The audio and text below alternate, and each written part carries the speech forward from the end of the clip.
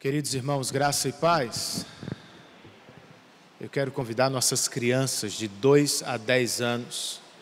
Elas vão seguir com os nossos diáconos e professores e vão ouvir a voz do Senhor enquanto nós estudamos aqui também.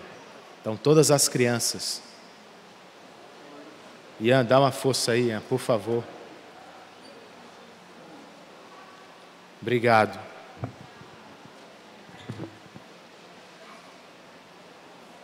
Nossas crianças deixam o espaço agora e saem não para brincar, gente. Elas deixam este espaço para ouvir a palavra de Deus e aprender também sobre a vontade de Deus. E ao término do nosso sermão aqui, elas voltam para participar do fim do culto conosco, certo? E a vocês que ficam, eu quero convidá-los ao texto sagrado de Lucas. Evangelho segundo Lucas, capítulo de número 18.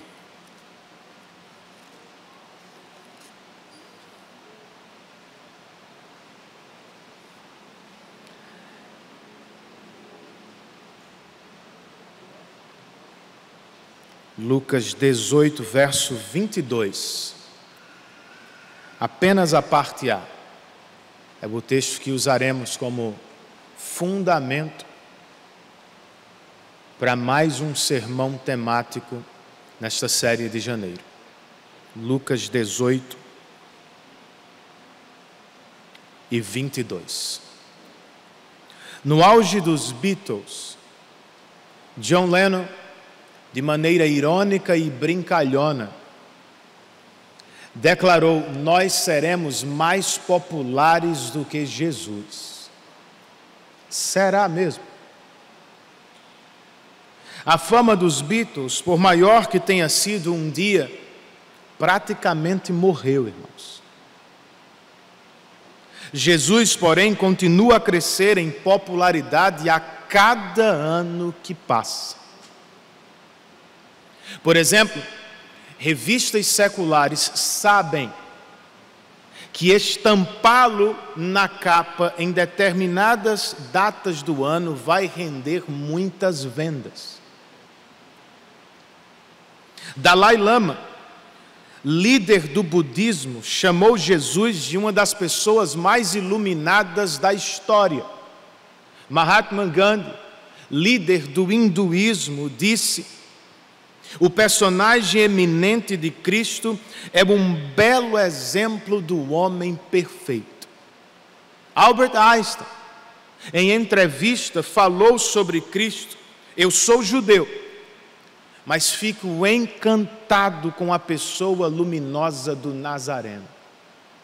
E até o Alcorão do islamismo trata Jesus de maneira respeitosa, chamando-o de profeta e mensageiro de Deus.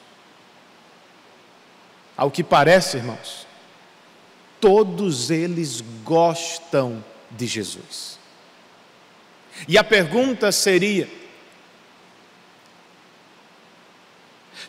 gostar de Jesus suficiente para fazer de alguém um cristão verdadeiro? Claro que não. Então, o que está faltando? O que alguém precisa ter para se declarar ou para ser visto como um genuíno cristão ou discípulo de Cristo? É o que vamos considerar no terceiro sermão de nossa série, Eu Sou Mesmo um Cristão? E para começar, como disse antes, nós vamos usar este verso como base ou para fundamentar a ideia de nosso sermão. Lucas 18, verso 22, apenas a parte A. O texto inspirado nos diz: ao ouvir isso, disse-lhe Jesus: falta ainda uma coisa. Vamos orar mais uma vez? Senhor, nós te rendemos graças pela rica oportunidade que temos de participar e oferecer-te um culto nesta manhã. E agora que nos aproximamos de tua palavra, para ouvi-la sendo pregada, proclamada, nós te rogamos, desperta as nossas mentes, livra-nos das distrações da semana, das preocupações do coração. Aquece o nosso coração com o evangelho que ouviremos.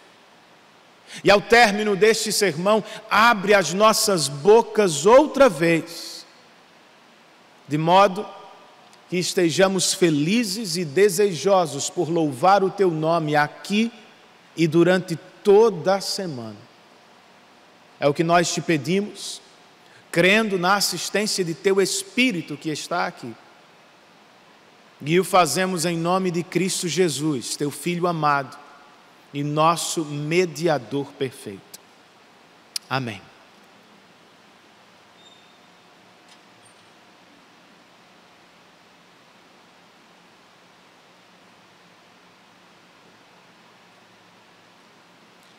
O verso que lemos está dentro de um diálogo.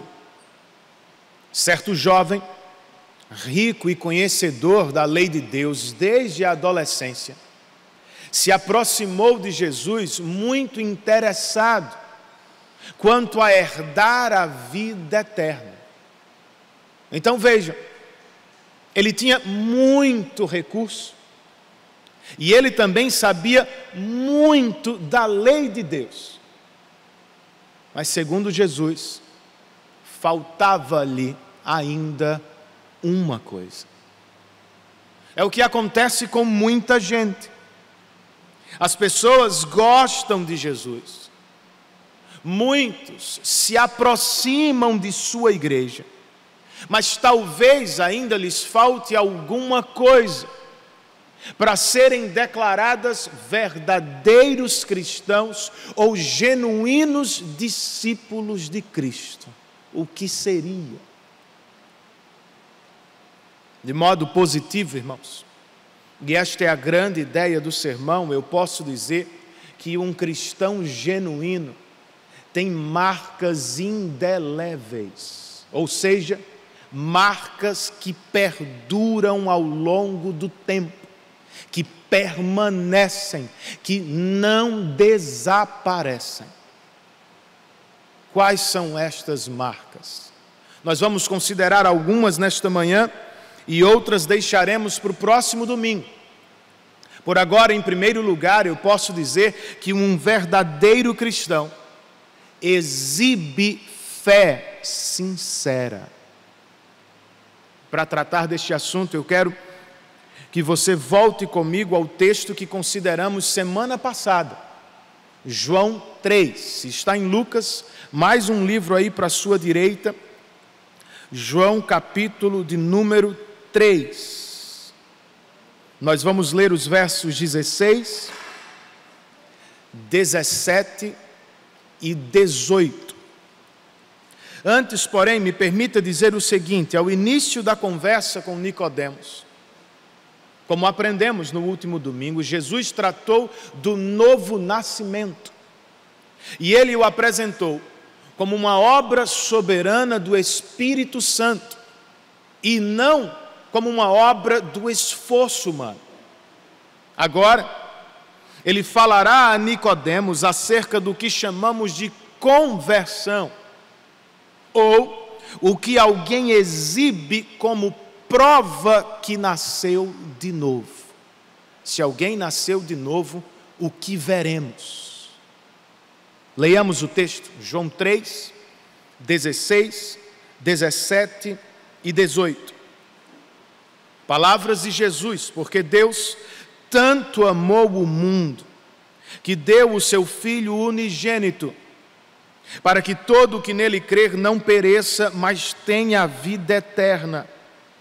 Pois Deus enviou o seu Filho ao mundo, não para condenar o mundo, mas para que este fosse salvo por meio dele. Quem nele crê não é condenado, Mas quem não crê já está condenado por não crer no nome do Filho unigênito de Deus. Em resumo, Jesus está dizendo a Nicodemos que Deus fez a provisão da salvação para aqueles que estavam condenados por seus próprios pecados. Contudo, irmãos, eles não são salvos sem fé. A oferta da salvação que Deus faz em seu Filho, portanto, não é para todos. É para aqueles que têm e revelam fé. Nas palavras de Jesus, quem nele crê não é condenado. Mas quem não crê já está condenado. Por essa razão, a fé é absolutamente necessária para a salvação. E ninguém poderia se declarar cristão sem exibi-la como prova de salvação. Certo, pastor, eu entendi. Mas o que é fé mesmo? É uma boa pergunta, irmãos, pois há muita confusão em torno deste termo. Nós não estamos falando da fé como um fenômeno religioso e cultural do tipo todos os religiosos do mundo têm fé. Não é isso. Tampouco nos referimos à fé que temos na bolsa de valores ou no time do coração, a fé que diz, este ano vai dar certo. É evidente que não. Biblicamente falando, de acordo com o teólogo Charles Hodge, há 3 tipos de fé: fé morta, fé temporária e fé salvadora. Fé morta é quando alguém diz crer nos fatos do Evangelho, mas nunca exibe mudança de vida de verdade. Fé temporária, por sua vez, é quando alguém, crendo por algum tempo, não revela mudança por toda a vida. E fé salvadora aparece quando alguém responde ao chamado de Deus no Evangelho, revelando convicção, dependência e compromisso com Cristo e seu senhorio, não uma única vez, mas durante toda a sua vida. Fé salvadora, para entendermos melhor, envolve basicamente 3 pontos: conhecimento, aceitação e confiança.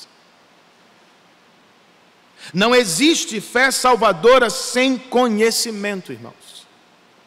E o mínimo que alguém deve conhecer para se declarar cristão é o seguinte: sua condição como pecador diante de Deus e sua incapacidade de se salvar a si mesmo. Também conhecer a pessoa e a obra de Cristo, ou seja, conhecer o Deus homem que salva pecadores da ira de Deus por meio de sua morte na cruz e ressurreição. Por fim, conhecer ainda que Cristo é Senhor, não só do universo, não apenas da história da humanidade, mas particularmente da sua vida, em todas as esferas. Os 2 outros pontos da fé salvadora, além de conhecimento, são aceitação e confiança. Por aceitação, entenda, concordar com a Bíblia quanto à sua condição de pecador e quanto à oferta que Deus fez em Cristo para a sua salvação. E quando falamos de confiança, queremos dizer o seguinte: crer que em Cristo Deus estava salvando você e que esta salvação está, portanto, garantida, não porque você é bom, não porque é justo o suficiente, mas porque Cristo o substituiu e representou de modo perfeito diante de Deus. Será que é o que tem exibido fé verdadeira? Você conhece, concorda e confia em Cristo para a sua salvação? Como saber, pastor, quando Deus opera no nosso interior, irmãos, o novo nascimento? Diz Paulo aos Coríntios: nós vemos a sua glória brilhando na face de Cristo. Então, em certo sentido, a questão é simples.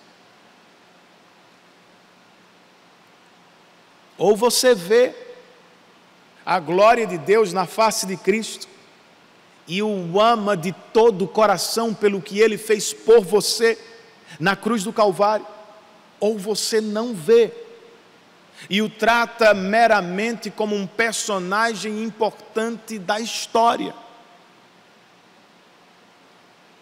Se vê e ama Cristo como seu Salvador, consequentemente você recebe a obra dele e descansa nele.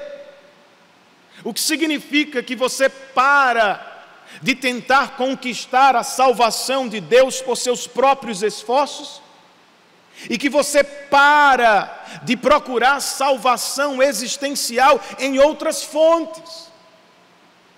Em vez disso, você se alegra cada vez mais no conhecimento do Salvador e se esforça para ser íntimo e próximo dele e de seu povo.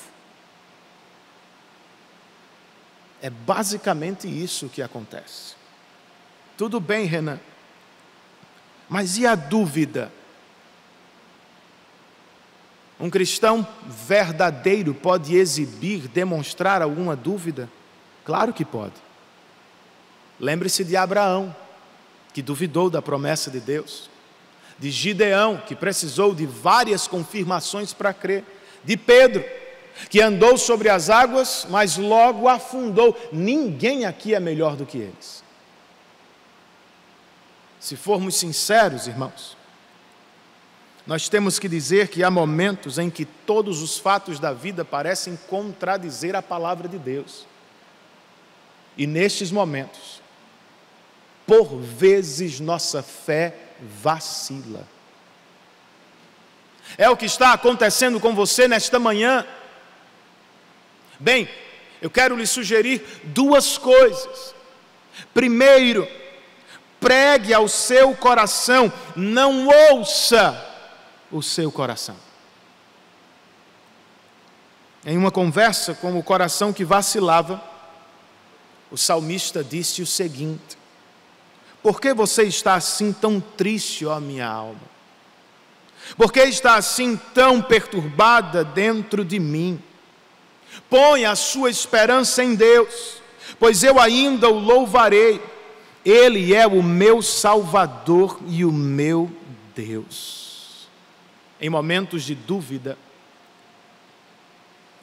nós precisamos ouvir menos a voz do coração e nós precisamos falar-lhe mais a voz de Deus que se acha na palavra, irmãos. Ah, pastor, mas há momentos que nem isso eu consigo fazer. Eu sei, eu também passo por isso. E é aí que vem uma segunda sugestão: cerque-se de irmãos em uma igreja saudável. Quando nossa visão de Deus se torna momentaneamente turva, nós precisamos de amigos e irmãos que estão vendo melhor. Ah, momentaneamente eu não consigo orar. Há irmãos nesta comunidade que podem orar comigo e por mim. Ah, pastor, eu estou tendo dificuldade para ler a palavra, para crer na palavra, para ouvir a palavra. Há um monte de irmãos aqui que poderiam fazer isso ao seu lado. através da pregação dominical, dos encontros de pequenos grupos, dos momentos de discipulado e aconselhamento, irmãos. O que jamais podemos fazer em tempos de dúvida é nos colocar fora do raio da voz de Deus. Em momentos assim, o crente não procura amigos não crentes. Ele procura amigos crentes que vão ajudá-lo a combater a incredulidade. Em momentos de dúvida, os cristãos não se afastam da igreja, não fogem dela, correm para ela. Porque é aqui que se fala a palavra de Deus, é aqui que se ora a Deus, é entre os santos que falamos e desejamos as mesmas coisas.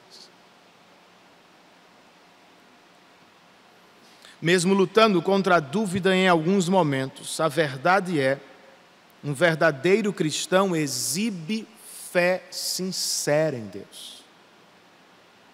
Além disso, nós podemos dizer que um verdadeiro cristão exibe arrependimento. E agora eu quero ler com vocês um trecho que se acha na primeira carta de João, mais ao fim do Novo Testamento. Primeira epístola de João, capítulo 3. E nós vamos ler do verso 7 ao verso 10.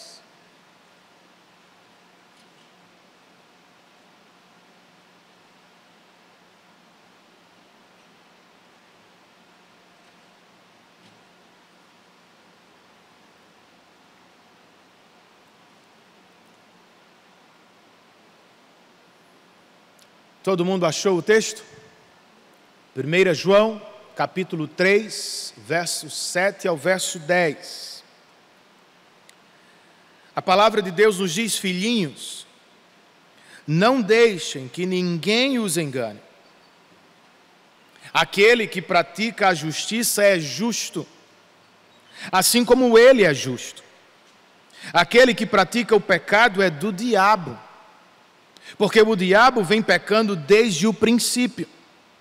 Para isso o Filho de Deus se manifestou, para destruir as obras do diabo. Todo aquele que é nascido de Deus não pratica o pecado, porque a semente de Deus permanece nele. Ele não pode estar no pecado, porque é nascido de Deus. Desta forma sabemos quem são os filhos de Deus e quem são os filhos do diabo. Simples assim, irmãos. Quem não pratica a justiça não procede de Deus, tampouco quem não ama seu irmão. Antes que você pense que a linguagem de João é meio exagerada, saiba que Jesus ensinou a mesmíssima coisa. Em certa ocasião, ele disse aos líderes judeus: vocês pertencem ao pai de vocês, o diabo,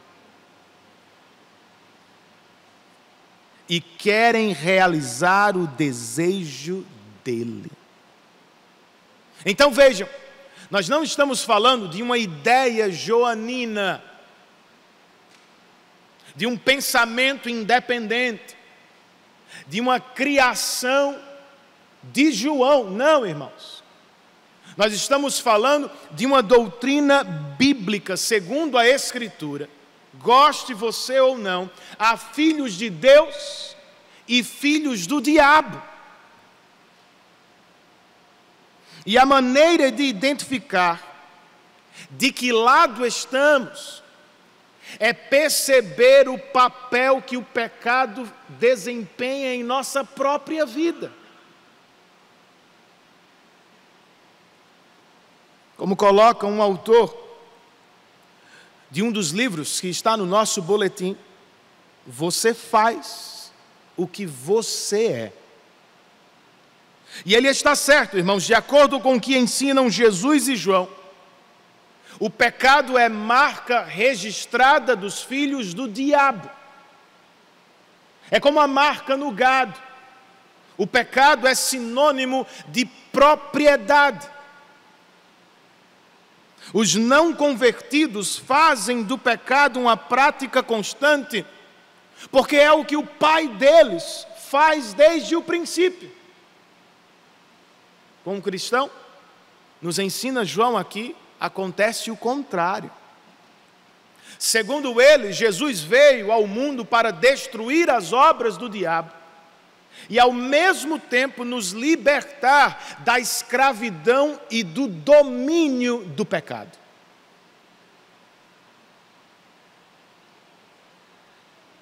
Cristãos são pessoas que trocaram de time, deixaram de ser filhos do diabo e agora são filhos de Deus. E a prova que tem não é dizer que creem, é viver de tal modo que ninguém tenha dúvida. De acordo com Paulo aos Gálatas, os que pertencem a Cristo crucificaram a carne, ou seja, o pecado. Também suas paixões e seus desejos pecaminosos. Por isso, continua Paulo, se vivemos pelo Espírito, que nos deu o novo nascimento, andemos também pelo Espírito. É isso, gente. Agora, pensando em aplicar este ensino bíblico às nossas vidas, precisamos tratar de duas questões. Primeiro, mas todo mundo não peca, pastor. Então, como podemos ser cristãos verdadeiros se nós ainda pecamos? Por um lado, irmãos, a Bíblia afirma que o cristão é alguém que está morto para o pecado e é livre de seu domínio, mas por outra, a mesma Escritura nos diz que se alguém fala que não tem pecado, este alguém é um mentiroso. Como reconciliamos estas coisas? Estaria a Bíblia se contradizendo? Não. A solução para o aparente conflito é atentar para o verbo ou o tempo verbal que João emprega aqui. Ele faz uso do presente, o que no grego significa ação contínua. De acordo com ele, nós não estamos falando de alguém que cai em pecado. O filho do diabo é alguém que vive pecando. Sua trajetória é marcada por um estilo de vida que, deliberada e alegremente, escolhe permanecer em uma vida pecaminosa. Não é como o filho de Deus vive. Embora peque, ele não faz do pecado a sua vida. Ele recebeu e tem prazer, é verdade, ora mais, ora menos, na obediência a Deus e à sua vontade. Está claro? Então, como sabemos a diferença, irmãos, entre uma pessoa que peca e é um cristão, e uma pessoa que peca e não é um cristão? Vejam, a questão não é se o cristão peca ou não peca. Ele peca, você peca. E em alguns momentos nós temos que confessar, um não cristão pode exibir uma conduta de vida mais bonita do que um cristão. Ainda assim ele está condenado. Então qual é a diferença? Como sabemos a diferença entre eles? Tendo a parábola do filho pródigo como ilustração, aquela que está em Lucas 15, nós podemos dizer que, em primeiro lugar, um cristão verdadeiro é alguém que tem aversão ao pecado. Você se lembra da história? O jovem tomou a sua parte da herança, saiu de casa, gastou tudo o que tinha e passou a sofrer. E em dado momento, aquele jovem caiu em si e se deu conta do pecado que havia cometido contra os céus e contra o Pai. É como vivemos. É como funciona um cristão genuíno. Eventualmente ele pode cair em pecado e pode até viver em pecado por algum tempo. Mas porque é um cristão verdadeiro, ele terá esse momento filho pródigo. Em algum momento ele vai cair em si. E ao se dar conta do que está fazendo, ele não vai prosseguir alegremente em pecado, ele vai voltar. Ele vai se entristecer, vai revelar aversão ao pecado que cometeu. Além de aversão, nós podemos dizer que um cristão verdadeiro é alguém que se arrepende de seus pecados, quantas vezes for necessário. Ao cair em si, o jovem, o filho pródigo, desistiu de sua loucura, irmãos, e voltou para casa. Vejam, arrependimento não é se sentir mal pelo que fez, apenas. Não é somente admitir que errou em alguma área. Arrependimento, de modo bíblico, é voltar as costas para o pecado e voltar-se outra vez para Deus e para uma vida de obediência.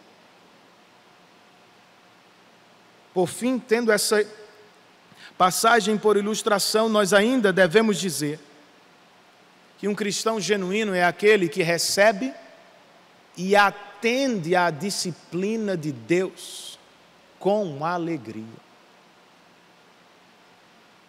Como a fome ajudou o filho pródigo a cair em si e a voltar para casa, assim o Senhor usa dificuldades, circunstâncias e correções para nos colocar no caminho do arrependimento outra vez.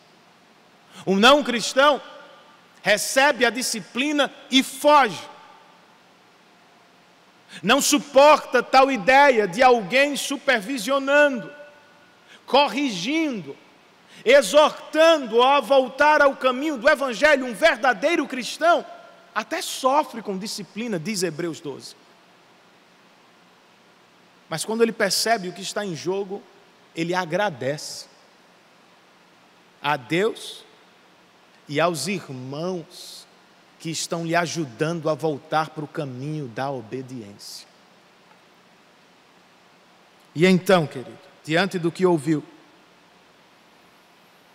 você é um verdadeiro cristão? Ou você é alguém que talvez tenha feito uma falsa profissão de fé um dia? Tenha calma, pois não se trata de uma ciência tão exata. Não devemos determinar quanto pecado você pode cometer e ainda ser visto como cristão. As coisas são mais complicadas do que isso. Nós deveríamos estar avaliando as coisas do coração, as atitudes, as motivações e os compromissos.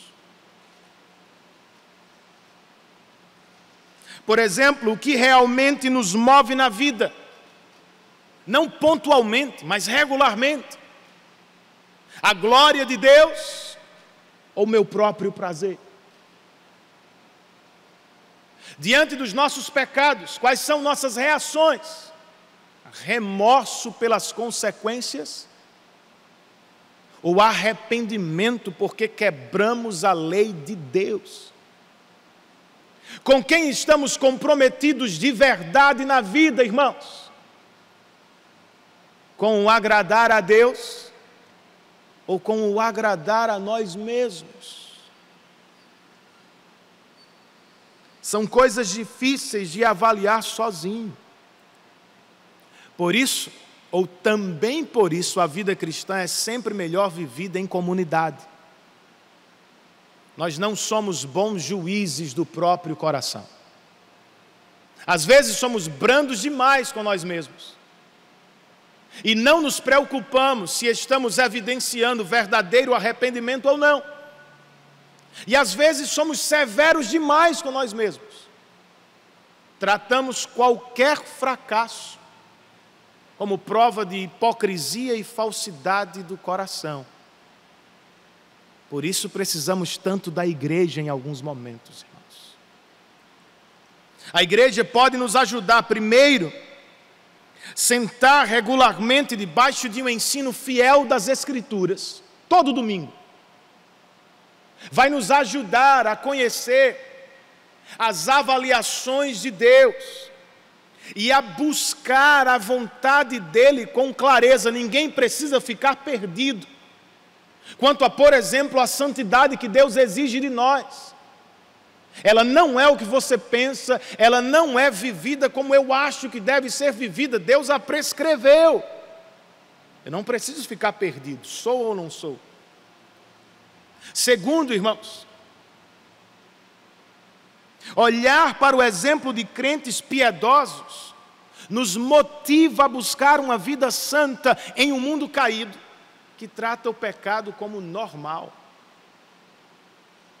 Ninguém lá fora vai corrigi-lo, exortá-lo ou chamar sua atenção para alguns pecados que podem destruir sua vida e família. Terceiro, permitir que irmãos nos conheçam. É aqui que muita gente perde uma das maiores dádivas de Deus na igreja. Permitir que alguns irmãos nos conheçam. Atitudes do coração. Pecados que cometemos. As lutas que enfrentamos. Se você permitir que alguém o conheça minimamente, com profundidade, esta pessoa terá a oportunidade de lhe ministrar cuidado com a palavra de Deus e oração.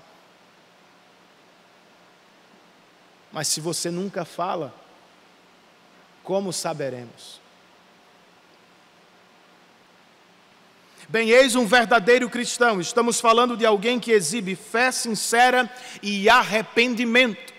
Para terminar, nós ainda podemos dizer que um verdadeiro cristão exibe perseverança. Você ainda está em 1 João? Volta aí do capítulo 3 para o capítulo 2.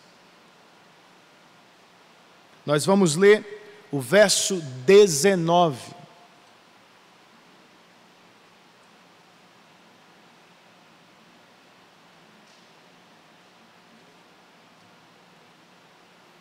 Você provavelmente conhece alguém que no passado se declarava cristão, mas que atualmente não quer nada com Cristo ou com sua igreja. Vem alguém aí à sua mente? Embora seja uma realidade triste, não é novidade, irmãos. Lembre-se de Judas Iscariotes, que traiu Jesus e se suicidou. De Himeneu, Alexandre e Fileto, que segundo Paulo, naufragaram na fé. De Demas, que também, de acordo com Paulo, abandonou o evangelho por amor ao mundo. O que aconteceu a eles? O que aconteceu com algumas pessoas que conhecemos? Estudiosos acreditam que João escreveu sua primeira carta em resposta a alguns crentes que abandonavam a fé. Os fiéis que permaneceram estavam confusos. Como devemos enxergá-los? Tratá-los? Como interpretamos esta apostasia da igreja ou da fé? Ele ensina aqui. 1 João capítulo 2, verso 19.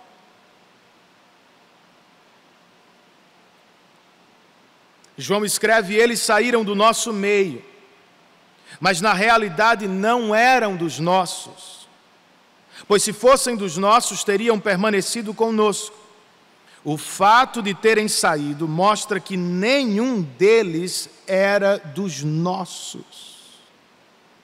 Essas pessoas podem ter parecido crentes em algum dia. Talvez tenham sido líderes daquela congregação. Mas agora, segundo João, as cores autênticas estão surgindo. Não eram dos nossos. Percebam o que João não está dizendo. João não está dizendo que estas pessoas eram crentes e não são mais. O que ele está afirmando é: estas pessoas nunca foram cristãs.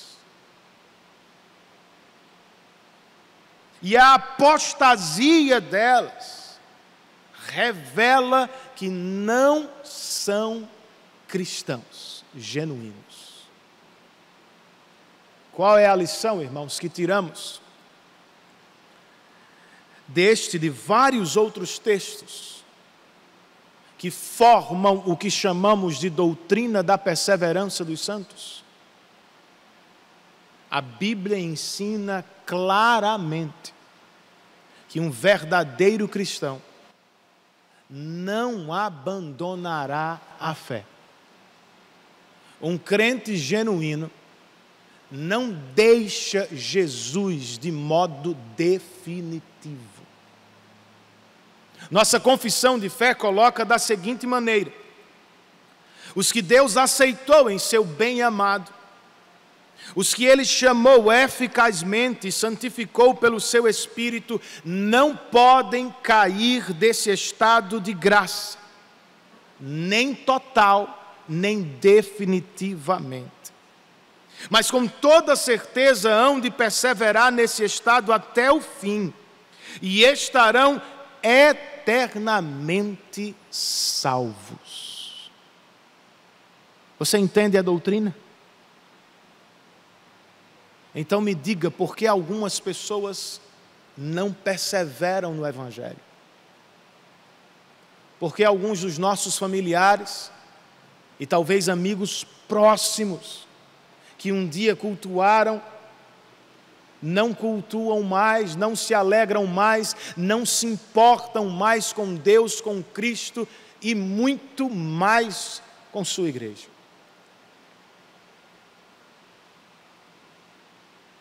Na parábola do semeador, não sei se você se lembra dela, Jesus falou de 4 grupos de pessoas que recebem a palavra. Nós vamos deixar de lado os grupos das pontas, porque um nem sequer responde e o outro persevera. Eu quero olhar para os grupos que estão no meio da parábola, porque estes dão sinais iniciais de compromisso com o Evangelho, mas logo o abandonam. Por quê?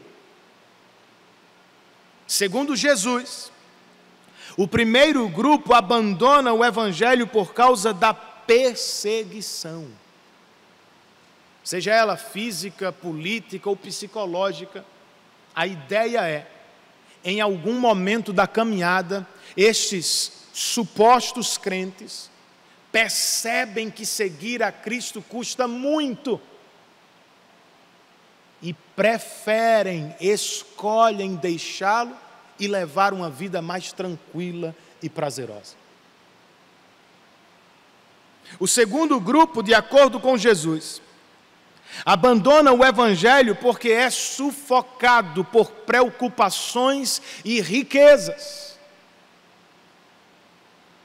A fé de certas pessoas é emboscada por pobreza e sofrimento, e a fé de outras pessoas é sufocada por sucesso e dinheiro. Privação tenta alguns, dando-lhes a esperança de pastos mais verdejantes em outros lugares, e prosperidade faz com que outros percam o pasto de Cristo de vista. Então vejam, nada tem a ver com quanto alguém tem.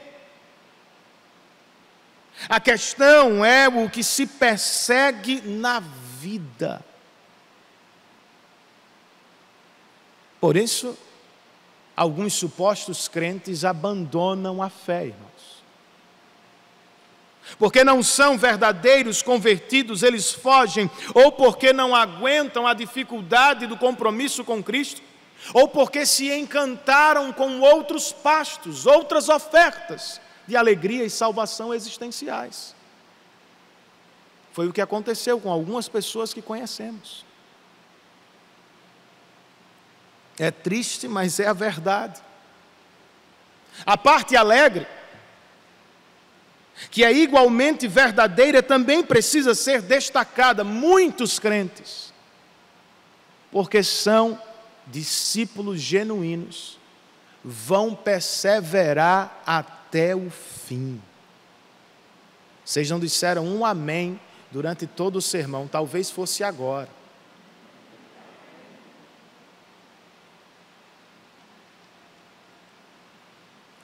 Como acontece a perseverança? Eu vou ler versos de uma carta que pouco conhecemos, a carta de Judas. Escute aí com atenção o que Judas escreve. Mantenham-se no amor de Deus, enquanto esperam que a misericórdia de nosso Senhor Jesus os leve para a vida eterna. Aquele que é poderoso para impedi-los de cair e para apresentá-los diante de sua glória sem mácula e com grande alegria. Ao único Deus, nosso Salvador, sejam glória, majestade, poder e autoridade, mediante Jesus Cristo, antes de todos os tempos, agora e para todos sempre. Amém. Não sei se você viu, mas nesta passagem, lado a lado, se acham responsabilidade humana e soberania de Deus quanto à perseverança dos santos. De um lado, Judas está dizendo: mantenham-se firmes no amor de Deus. Ou seja, esforcem-se, deem duro, se apropriem regularmente dos meios de graça, a fim de estarem firmes. Do outro lado, ele diz: não se encantem com o próprio esforço. A perseverança de vocês não vem do esforço como causa primeira. É Deus, que é poderoso para impedi-los de pecar e que vai prepará-los para apresentar a si mesmo no último dia sem mácula e com grande alegria. As duas coisas operando lado a lado. Foi o que Jesus também ensinou, irmãos. Em João 10 nós encontramos o seguinte: minhas ovelhas ouvem a minha voz. Eu as conheço e elas me seguem. Eu lhes dou a vida eterna e elas jamais perecerão. Ninguém poderá as arrancar da minha mão. Olha a segurança que temos. Aos Filipenses, Paulo ensinou a mesma coisa. Eu estou convencido de que aquele que começou a boa obra em vocês vai completá-la até o dia de Cristo. Aos Romanos, ele doutrinou do mesmo jeito. Ao final do capítulo 8 desta carta, Paulo escreve: pois estou convencido de que nem morte nem vida, nem anjos, nem demônios, nem o presente, nem o futuro, nem quaisquer poderes, nem altura, nem profundidade, nem qualquer outra coisa na criação será capaz de nos separar do amor de Deus, que está em Cristo Jesus. Assim como a salvação de um crente não é obra de suas próprias mãos, a perseverança também não o é. A graça que encontra, salva, justifica um pobre pecador, é a mesma graça que vai prepará-lo e levá-lo até o lar celestial. Nós estamos seguros na perseverança de Deus conosco, irmãos.